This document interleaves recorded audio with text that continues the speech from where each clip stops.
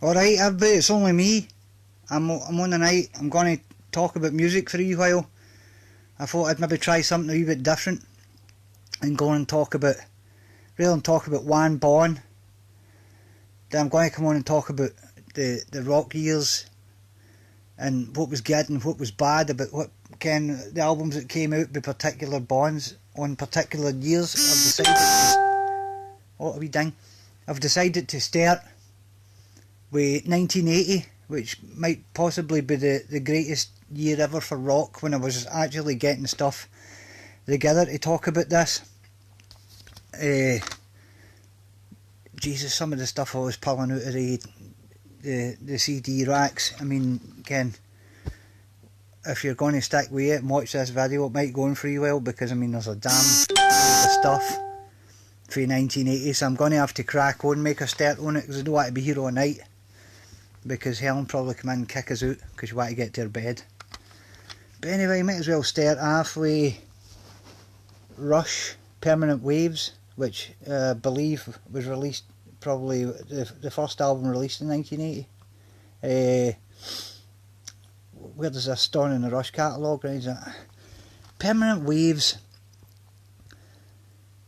is one of the albums that it doesn't really get the respect that it deserves, I don't think, because I mean, if you look at the track list on there, you get the Spirit Radio, which probably I would argue that it's Rush's most famous song. Free Will, Free Will, absolutely brilliant. That bit in the middle with the bass and that, with the do do do do do do do do, that's cracking. Jacob's right, there's nothing wrong with this album. So I would say Permanent Waves, it doesn't get talked about with the same fervour as 2112, A Farewell to King's Hemispheres, or Moving Pictures run about it. Permanent Waves, I was the red-headed stepchild of that bunch, if you like. But Natural Science, I can't spend too long on each album, because Jesus Christ, there's a lot to get through here. I'm not going to do these in any particular order or alphabetical or when they came out. I'm just going to pick them up and talk about them as they come. Gillan, Glory Road. Jeez, I mean, we never had it so good. Glory Road, that's probably my favourite album by Gillan, actually. Gillan, I a good rock band. Again, the pair relation of the Deep Purple boys, Rainbow and Whitesnake, everybody still talks about them. Gillan, the folk that loved them still talk about them in glowing terms, but they just don't get no got a stargazer or a fool for your loving or whatever, just to keep them get Glory Road by Gillan. Definitely well recommended there, with the All Unchain Your Brain and all that stuff. Are You Sure? I quite like that one with the do do do do do do do. And this version comes with a wee bonus disc. Is it when it came out originally? The original album with the wee EP with it. It's Gillan, Glory Road. Wee forgotten one for 1980, but we never had it that good. Jethro Tull, this was the first album that they made without the classic 70s Tull lineup. John Evan, Barry Barlow were all away, and on this is Eddie Jobson, who had just come in fresh for UK with John Wetton. Actually appears on the album as a special guest, as if hey, I'm bigger than Jethro Tull. This was the only album he made with Jethro Tull. And although again, I think at the time Eddie Jobson was due for big things, but he disappeared up his own arse. A lot of folk actually hate this Jethro Tull. I think it's quite good. I enjoy it. They got a new bass player at the time, a guy called Dave Pegg, who had played in Fairpoint Convention. I don't even think he played the bass in Fairpoint. It was probably Fairpoint Convention, folk rock band. But Dave Pegg is one of the great unsung bass players of all time. And this album got good songs like Flying Dale Flyer and Black Sunday, especially. That's the thing that they've just cancelled this Jethro Tull prog rock years tour that Ian Anderson was going to do, and they were going to bring back Black Sunday. if I can recommend one song off that album that you check out for Jethro Tull's A, go on to YouTube and listen to Black Sunday, and everyone get about it. It doesn't sound like Jethro Tull, and it's no your dad's Jethro Tull. It's like a kind of weird mash of Jethro Tull with crazy keyboards. Iron Maiden's debut album, released April 1980, I believe, with the first recording lineup Iron Maiden with Dennis Stratton, Clive Burr, Paul Di'Anno in the band. Arguably for me still the best album, never been better. Again, you're never going to write a better song than Phantom of the Opera. Ken, that kind of stuff, it's not written by somebody that knows how to write songs. Ken, and that's the magic of it. I think once people get into a way of writing songs, other songs kind of follow the same pattern. They're all the same. Iron Maiden, Ken, I mean, look at that track list, man. Ken, that's just an album I listened to a lot when I was a boy. I just love this album that much. When they brought it in CD, they changed the running order a wee bit, put Sanctuary in there, second track. I can live with it. But the original 8-track album, something special. Ken, Steve Harris comes out and says it sounds terrible. It doesn't sound terrible, it sounds brilliant. Ken, see when you've got a band that's hungry and it's got something to say, that's got songs that want to be heard, it doesn't matter if the album sounds like shit or no, the energy just comes out. The sounds no in the noise they make in the studio, there's the energy's in the music. Ken, I think folk know that. Ken, Blue Oyster Cult, Cultosaurus Erectus, produced by the man that would go on to produce Iron Maiden for a 10-year, Martin Birch. This is one of my favourite Blue Oyster Cult albums. A lot of folk don't really care about it that much. I think it sounds, Ken, the 70s Blue Oyster Cult albums, Hunter's a great material that was kind of let down by kind of crap drum sounds and all that. Here Martin Birch got them sounding great, and great songs like Black Blade, Divine Wind, Ken, the Marshall Plan. I think if you were going to get into Blue Oyster Cult, that'd be a good place to start. I recommend it. Unknown Tongue. I'm going to crack on, batter through these as quick as I can, because we've not got all night. Another new wave British heavy metal album, Diamond Head, is the untitled White album, or Light into the Nations. I mean, we were talking about the Iron Maiden album there. I mean, like that's the track listing for this Diamond Head album. Every song there is a heavy metal classic, Ken. It just is. And if I had to push you to go and listen to something on YouTube and get a wee feel for it, if you like heavy metal, Ken, this is good stuff. It's like a mix between Black Sabbath and Led Zeppelin, Ken. It's got the heaviness of Black Sabbath, but the soul of Led Zeppelin, if you like. Helpless, get a listen to Helpless on YouTube. Packed with bonus tracks, this, Ken. This is a new wave of British heavy metal classic. It still beggars belief how Diamond Head didn't go on and take over the world with these songs. They're still brilliant now. Yeah, hang on, this has just come to light. Might as well stick with this one, like we're talking about the Nawabum, new wave of British heavy metal. Def Leppard's on Through the Night. My favourite Def Leppard album. The songs on this are brilliant, Ken. Joe Elliott still can't sing, but Ken, there's something about the songs when you can, produced by Tom Allen, who would go on, much like Martin Birch would go on to work for Iron Maiden. Tom Allen was pretty much de facto producer for Judas Priest for the rest of the 80s.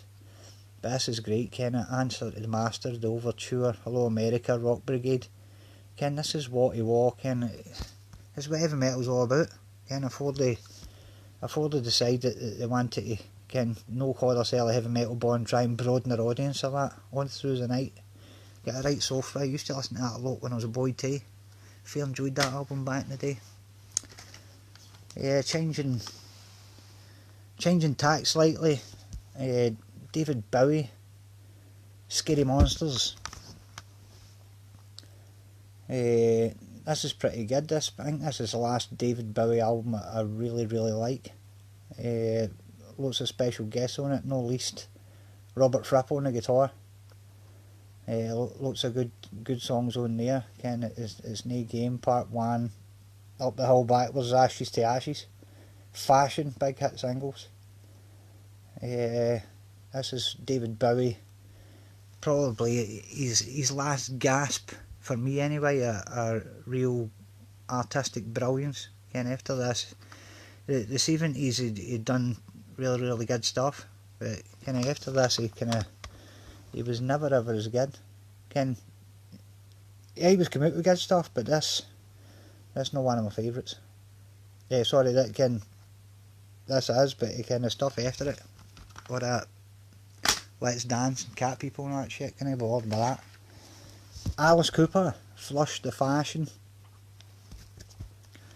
This is a right good sleeper album, this.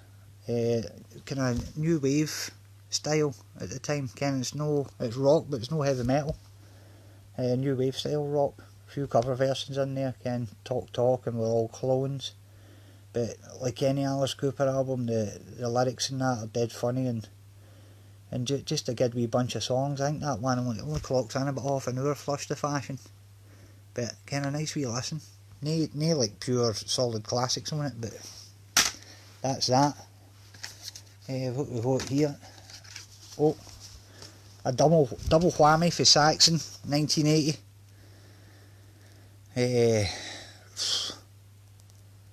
What can you say about Wheels of Steel and Strong Arm of the Law?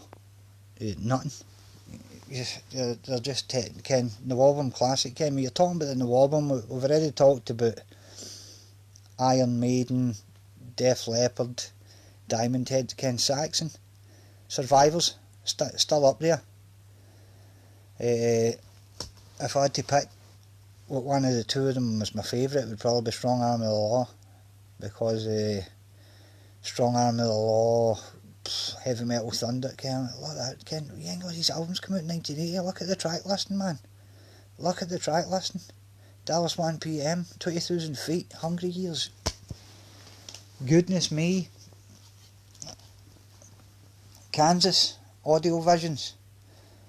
Just falling outside the remit of the classic era Kansas. I can't mind, I think this was the last album with Steve Walsh singing, maybe, before they got in John Elefante and they were just turning a bit Christian here. But some right good songs on there as well. Definitely one of the Kansas albums that kind of Disney got to rock on. They talk about Point of No Return and Left Overture, but Audio Visions, No One Together, some great songs on that. Again, maybe a bit of a dodgy cover. Looks like kind of the album should maybe be on a Journey album. Maybe the same guy that did the artwork. Who knows? But again, same with the back cover and all. Again, would you let him watch the Veins? Yeah, I don't know. Next up, Ted Nugent, Scream Dream. Just at the arse end of Ted Nugent's run as a top man. Top track on there, Wango Tango, but there's actually quite a lot. But it's typical Ted Nugent stuff. Again, it's just the old 12-bar blues and that. But Ken, that's probably Ted Nugent's last really good studio album and all. Again, that's worth a listen. Next up, Angel, Live Without a Net. Greg Giuffria and Punky Meadows and all the boys, this is their last album, and they'd actually split up at the time this came out, but this is quite a good live album. A good place to start if you want an introduction to Angel. Greg Giuffria after this, of course, would go into Giuffria and House of Lords, who still perform today, although without Greg Giuffria in the lineup. Neil Young, Hawks and Doves. This is quite a nice wee album. No remember it as one of Neil Young's classics, but one side's kind of, well, what used to be the kind of first half of the album here is what used to be the first side of the album, so all kind of acoustic-y songs, and then the second side's made a kind of electric kind of thing. But they can get songs like Captain Kennedy, Little Wing, know the Jimi Hendrix one, and again, all these are great. Again, that was kind of much like David Bowie. Again, Neil Young's up and doing career after this. Again, I don't know. Again, this probably one of the last of the really, really great Neil Young albums. Again, a lot of folk don't rate it that much. Double whammy for Yes in 1980. The studio album Drama, which had Trevor Horn singing on, came in to replace John Anderson, and Jeff Downes came in to replace Rick Wakeman. Who were Trevor Horns and Jeff Downes? They were the Buggles that sang Video Killed the Radio Star. They came in, and again, a lot of Yes fans didn't like it. I don't know what you could compare it to now, but I don't know, it'd be like the Pet Shop Boys joining your favourite rock band. It'd be like the Pet Shop Boys joining Deep Purple in place of John Lord and Ian Gillan. And it's unfortunately led to Yes splitting up for a wee while, but this is a fantastic album.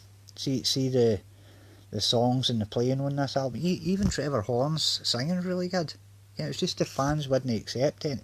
Yes, without John Anderson, and because they split up no long after that, the contractual obligation to bring out this live album, which is another one of the things that folk love and hate. There's a really, really good version of The Gates of Delirium on there. I can remember the vinyl album, and that vinyl album's brilliant, man. Big gatefold sleeve with them on the revolving stage. Ritual, Wonder of Stories, Parallels, Going for the One, which might be my favourite song by anybody ever. It's again two solid Yes albums here in 1980 and all. Talking about doubling up, 1980, another double whammy for 1980. Ready and Willing by Whitesnake, followed by Live in the Heart of the City. Ready and Willing, by this time Whitesnake were kind of poised to take over the world, and then they got Ian Paice coming in, another ex-Deep Purple, coming in after John Lord, David Coverdale. And this was the album that broke Whitesnake as a big time act. Now a great track list. Again, we're talking about all these records come out in the same year. Again, you think now you get like one good record a year. Fool for Your Lovin', Ready and Willing, Blind Man, Ain't Gonna Cry No More. Again, nothing but good stuff. Live at the Heart of the City, obviously cashing in on their popularity at the time, like any of the classic live albums. First disc is 1980 Show, but the second side is for 1978, and that's a good wee double whammy there, Ken. If you're wanting to find out what early Whitesnake's all about, you get yourself a bit of Live in the Heart of the City.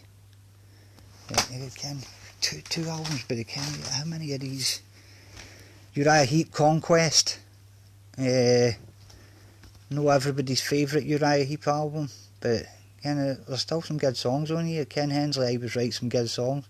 Strange Singing by the guy they got at the time, they got John Sloman in to replace John Lawton, and John Sloman sounds a bit like Glenn Hughes try to sound like Stevie Wonder, so it's no ideal. But Ken's a younger guy, so used to be in Lone Star, so but Ken got a young guy in, try to cash in on the Nawabum, but didn't really work, and it led to Uriah Heep splitting up for a couple of years and all, but they would be back, still running the new Uriah Heep. Next up, Cheap Trick, All Shook Up. This is no bad album. It was produced by George Martin, I think, this album. Good songs on there. Stop This Game. Nice wee power pop album. Ken, this, I think that for me this was when Cheap Trick were at their hottest and all, Ken, run about 78 to 81. Right good bond. Also still going today, Ken. They're still going today because they're touring off the back of all these albums. That Ken, these were the ones that built them up. Queen, The Game, 1980. This was Queen moving away just before Freddie grew the moustache, but he'd already cut the hair. John Deacon's cut the hair. Brian May's still rocking the long hair like I was with. Ken, really a good strong Queen album. In fact, I would even say that this is probably in the top 3 strongest Queen albums all round, because there isn't really any in there that annoys you. Whereas there's some Queen albums that there'll be 1 or 2 songs where you're like, Jesus Christ, I can't listen to that. But this one pretty good all the way around. A lot of hit singles on there. Play the Game, Another One Bites the Dust, Crazy Little Thing Called Love, Save Me, Ken, 4 hit singles, and a lot of kind of quirky, kind of new wavy songs there, Ken, Coming Soon, and Need Your Lovin' Tonight, rock song there, Dragon Attack. And these two songs here a bit weird. Don't Try Suicide and Rocket Prime Jive. And Don't Try Suicide. It's heart's in the right place, but its brain isn't. Next here we've got Ozzy Osbourne splitting for Black Sabbath, coming out with his own bond. This wasn't a solo album. It's kind of counted as a solo album now, but at the time it's a band called Blizzard of Oz, which has got Randy Rhoads, Bob Daisley for Rainbow, and Lee Kerslake for Uriah Heep playing the drums. Again, this is wall-to-wall classic tracks, Ken. If you go and see Ozzy Osbourne now, which I would like to do because I've had a ticket for go and see him for about 2 years, Ken. I bought a ticket because Judas Priest was supporting, but Ken, own a ticket that says Ozzy Osbourne. If you go to see Ozzy Osbourne, which I'm not sure if you ever will get to go and see him now, with everything that's happening now, but Ken, I don't know, Crazy Train, Suicide Solution, Mr. Crowley, Ken, too much good stuff. Ken, if you're looking for a 1980 heavy metal album, you can't go wrong with Blizzard of Oz. Motorhead, Ace of Spades. What can you say about these albums? Ken, I don't even need to talk about Ace of Spades. I mean, we're talking about, Ken, I can mind in my father's living room down Hillside Street. Ken, listen to that Phil Byrne, brilliant. Ken, I can still put that on the now. The only thing I will say about the CD version is get that song Dirty Love on there, which isn't the best. Ken, it's kind of crap, that song, and it's got Please Don't Touch by Girl Skull on it, which is my least favourite Motorhead song, but probably the second or third one. My least favourite one, just in case you're wondering, would be that song that they put on Bastards about molesting children. That's not what I listen to rock and roll music for. Know about them molesting children. It's a kind of anti-child molestation song. But I want to rock out. I don't want a sermon for Lemmy. Magnum Marauder, good. Maybe a wee bit old for being in the new wave of British heavy metal, but you could probably put them in there with it. This is my favourite Magnum era, here. 1980. First couple of albums, Magnum and Magnum 2. Chase the Dragon, that came out after this, brilliant. After that, they kind of turned America a wee bit. Didn't really like that so much, but this is kind of Queen, Yesy, kind of British style pomp rock. You could actually mix a wee bit of Styx and Kansas in with this and all. But really, really good songs in the beginning. If you like your rock pompous, you can't go wrong with Magnum's Marauder, recorded live at the Marquee. Probably with any overdubs. Yeah, another double up for 1980. Journey, Departure. and Captured, which was Greg Rowley's last hurrah with Journey. Departure, didn't like it really as much as Infinity or Evolution, but it's no bad. There's some good songs on there, any way you want it. Big Journey classic, and Where Were You, which is Menzo's favourite drum intro all the time, which he keeps telling me. Line of Fire, really good. Stay a While, Good Morning Girl, and The People and Places is really good, because there must be about, I think everybody that's in Journey could be a decent lead singer themselves, and it's quite a nice wee vocal arrangement, that. And then Captured just recorded on the same tour, and it kind of rounds after Greg Rowley era a Journey before Jonathan Cain came in and they took the world there with Escape and Don't Stop Believing. And next up, Kiss Unmasked. This is another polarising album. Kind of folk don't like this because they say it sounds too pop. I really like it, Unmasked, and I remember when I got Unmasked I'd heard that many bad things about it that when I put it on I was like, hey, what's the problem here? Write good songs, it's just the production that makes it a wee bit poppy. But folk that don't like Kiss don't like Kiss. Probably the unsung star of the show on this album is Ace Frehley, who weighs in with Talk to Me, Two Sides of the Coin and Torpedo Girl, which are really, really good songs. Paul Stanley's Easy As It Seems. You can't shine shit, as they say. That song will never be any good for me, but he makes up for it with Tomorrow's right good and What Makes the World Go Round. And Gene Simmons weighs in with some pretty good stuff, Naked City and She's So European. You're All That I Want's a good song at the end and on there. I've not got any complaints about Kiss Unmasked to me.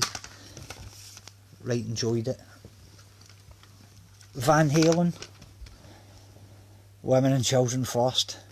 Not my favourite Van Halen album, but there are plenty of classic songs on there. And The Cradle Will Rock, Everybody Wants Some. And Romeo Delight, right good. It's like a kind of transitional album between the first two Van Halen albums and Fair Warning that was going to come next. Still partying, but turning a wee tiny bit darker. But I wouldn't start there if I was a Van Halen fan, but it's no bad. Strong album. Scorpions, Animal Magnetism. I quite enjoy this one. I think it's probably Scorpions' most heavy metal album. Trying to go on there. Is 20th Century Man, Hold Me Tight, Fallen in Love, Wee Ballad there, Lady Starlight, the big hitter on the album, The Zoo, and the Strip Club classic, Animal Magnetism. Strange album cover there that's done by, what do you call them, Hypnosis, that would do the Pink Floyd albums and stuff. A man standing with his back to the camera and a woman and a dog looking at his crotch. This is the age of classic heavy metal. There was no political correctness back then. If you wanted to make a heavy metal album, you better make an album that has got a cover. When you talk about Spinal Tap, what is wrong with being sexy? That's what they said, wasn't it? Thin Lizzy, Chinatown. This is another one, you can't shine shit. Snowy White gets the blame all the time as he came in to replace Gary Moore, who had replaced Brian Robertson. When you're talking about Gary Moore and Brian Robertson, you're talking about two of the great guitar heroes of the 70s. I can't stand Gary Moore's singing, and I can't stand all that blue stuff he does. But when you're talking about a heavy metal lead guitar player, Gary Moore's something else. Same with Brian Robertson. Don't know where he is now, don't know what he's done since I think he last played with Frankie Miller or something. Didn't own Thin Lizzy thing. Last thing I remember him doing was playing Frankie Miller in the mid-80s. Don't know what he's done since then. In the 70s he was a pure hero, man. He was a really, really good guitar player, kind of guy, played Live and Dangerous and all that kind of stuff. So they got Snowy White in, who had been playing with the Pink Floyd touring band, and he kind of gets the blame for not being the same kind of live wire guitar. Ken, Snowy White's a great guitar player. Is he a heavy metal lead guitar player? No, he's no. But it's not his fault. He didn't write any of these songs. Ken, it's Phil Lynott and Scott Gorham there that's Ken, but their own admission at the time. Ken, God rest his soul, Phil Lynott, but the two of them were out their nut on the drugs, and it shows in the music here. Ken, you've got some really good songs. You've got Chinatown's a good strong song, Killer on the Loose. Ken, they two songs carry this whole album. They're two Thin Lizzy classics. We Will Be Strong, the first track, there's pretty good as well, and Sugar Blues, it's no bad. But see the rest of it is a pile of horse shit. It's just boring. It's no engaging music at all. This version here, deluxe edition's got some nice stuff. There was a Thin Lizzy EP that came out at the time called Lizzy Killers Live, and that's all in there, and there's a whole bunch of stuff for recordings for the same shows, the sound checks and stuff, live in Cork, down in the bottom of Ireland era. Trying it again, I don't do the voices. Belfast. I take Paul this compilation out here, because this is the only version of this I've got in CD, and I didn't want to go down and start mucking about with my records, but it's UFOs, No Place to Run. The first album they did after Michael Schenker buggered off, and Strangers of the Night live album, pure classic. Again, after a run of the Michael Schenker stuff, produced by George Martin, but the Beatles fame there. Good songs on there, Ken, No Place to Run, This Fire Burns Tonight, Letting Go. They would go on and do a better album the following year, the Wild, the Willing and the Innocent, which is I would say the Wild, Willing and the Innocent's as strong as any of the Michael Schenker albums. No Place to Run. Paul Chapman's last album in his original tenure with UFO as well. God rest his soul. So I've kept 3 here back at the end, Ken. When you think all the brilliant albums that we've done so far, the 3 I'm going to talk about now are up there with the best of all time. Judas Priest, British Steel. This is Judas Priest arriving on the international stage. Ken, I've held off doing reviews of Judas Priest because I would just have to sit there and talk about them too long, particularly the Judas Priest 70s albums.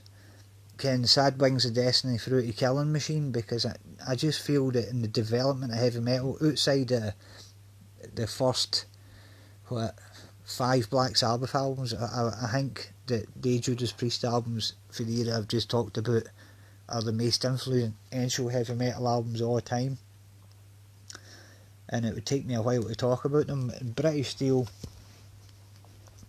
just at the turn of the decade, sees them streamlining a wee bit, moving away from the kind of longer arrangements and big instrumental breaks that you would have in stuff like Sinner and that, and moving on to kind of more direct songs. And kind of they're more direct, but they're still epic. Kind of a song like Metal Gods is really epic, but it's a nice wee short song. Kind The Rage, Rapid Fire, good wee kind of speedy up song. Kind that's in Judas Priest. Kind of they would always get a wee bit faster. They would always get a wee bit heavier, and that was in kind. When you hear a lot of the 80s heavy metal bands, Ken, they've all left it for Judas Priest. All of them, every single one of them. Judas Priest set the table for 80s heavy metal music. And Ken, you're talking about an album that's got Breaking the Law and Living After Midnight on it. Ken, Living After Midnight especially, big hit in America. And when you've got a hit that size in America, it means you can go back there and tour there and every year because folk want to come, they want to hear Living After Midnight Hero on the radio all the time. Brilliant song for Judas Priest. Ken, maybe a bit tiresome because you hear it all the time, but Jesus Christ, we used to play that in the Bon, Ken, 30 years ago, and there's folk still out there the new playing it, Ken. Brilliant song, dead easy to play, Ken. Dead easy to play on the drum. Ken, I could play on the drums. Dead easy to play on the guitar. Great song. But that, Ken, that's it. Judas Priest. Broke America with that, Ian. Classic album cover and all, with the razor blade there going into the fingers, Ken. All these album covers, Ken, when you're talking about great heavy metal album covers. Black Sabbath, Heaven and Hell. Ken, we talked about Ozzy Osbourne forming Blizzard the Oz. Ken, you would have thought, with a frontman as brilliant as Ozzy Osbourne, any Bon would be sunk. Ken, just with the natural charisma of Ozzy Osbourne, Ken, he's no really a singer, he's maybe a wailer. But Ken, it's amazing that Black Sabbath managed to pick up the pieces after he left. And they went in a kind of different direction to get Ronnie James Dio in. They'd just left Rainbow not that long before, and they came out with this. Heaven and Hell. I mean, what can you say about the track list knowing this? Neon Nights, Children of the Sea, Heaven and Hell. All these songs are there, and they're not even probably the best song on it, because I would argue that Die Young, even outside Ozzy Osbourne's tenure in the Bon, I would put Die Young, Ken, as arguably Black Sabbath's best ever song. It's just Ken, it's everything heavy metal should be. Neon Nights, the anthem, Ken, even the daft wee kind of tracks here that nobody talks about. It's one of the albums that's that good. Ken, if you'd Wish 'Em Well or Walk Away or Lady Evil on another album by another Bon, they would be stone out tracks. Whereas on this album, nobody talks about them because they're in amongst some big coating in there, Ken. A nice wee bit at the end there with Lonely as a Word. You see Bill Ward there, Ken. Bill Ward was Ozzy Osbourne's best pal in Black Sabbath, and that, Ken, he would only be there about another 6 months before he left and all, and then Vinny Appice would come in, who would go on to play in Ronnie James Dio's Bon Dio. But on this version here, deluxe version, it's got some live cuts there for Hartford, Connecticut in America. The tour with Bill Ward actually playing the drums on it. So Ken, get hold of that if you can get hold of it. There they all are there, Ken, look. Obviously they've some trick photography there to know, like you see that Ronnie James Dio's actually about 4 foot 2. God rest his soul. But Ken, it's not his fault. Nobody can be blamed for how tall they are in real life. Right, this is the last one that we finally got to the end here before Helen comes in and kicks me out. But much like Black Sabbath's Heaven and Hell album, you've got AC/DC, Back in Black, same thing, different circumstances but same thing. Bon Scott died in February 1980, and by August they've got this out. You can actually how did things move so fast in 1980? And nowadays it takes Bonds years and years and years to make albums, and basically what they're doing is plugging a guitar into your computer. Ken, back then all they did was set the drums and the amps up and churned out an album. Back in Black, Ken, when we're talking 1980, you can't say that this isn't arguably the best. Ken, definitely the biggest selling. Ken, I think this is in the top 5 all the time, along with things like Saturday Night Fever and Michael Jackson's Thriller, they kind of things. But Jesus Christ, you can't help but tap your toe to this record, Ken. We're talking Hell's Bells, Shoot to Thrill, my own personal favourite on this record, Ken. Back in Black, You Shook Me All Night, Rock and Roll Ain't Noise Pollution. Ken, I've played, Ken, Marlon Hoffley songs in Bonds early years. Ken, produced by Robert John Mutt Lange, who would of course go on to play with, produced Def Leppard and a bunch of other stuff that sell monumental copies of records. Ken, when AC/DC talk about this now, they talk about Mutt Lange like he was just there and he was making the record. I think there's more to it than that. I think Mutt Lange was telling them what to do and cluing them up on how to make the records sound more radio friendly, because Mutt Lange did Highway to Hell, he did this album, he did For Those About to Rock, and the three of them, I think Black Ice might have sold a lot of records, but just through, by that time everybody and their granny liked AC/DC. I couldn't tell you how many copies it sold, but when Mutt Lange was sitting in a seat with AC/DC, they couldn't make records fast enough to get them sold. And Jesus Christ, it's another record, it's ever played that much. But I remember when I got my first copy of this, it must have been,